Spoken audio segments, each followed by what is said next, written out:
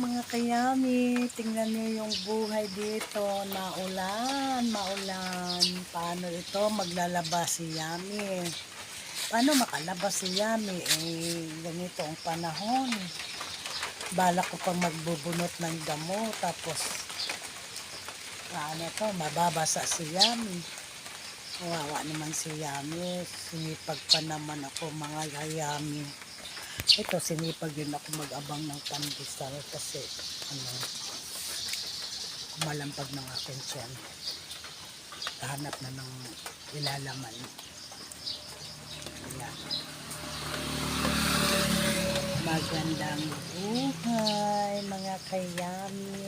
Tingnan niyo yung aking halaman. Napaka-fresh nila.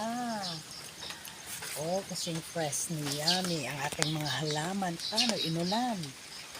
Yan, iba kong halaman. Wala pang almusal si Yami, nagmamarites pa dito sa may pintuan. Paano naghihintay si Yami ng pandesal? Ay, mga kayami.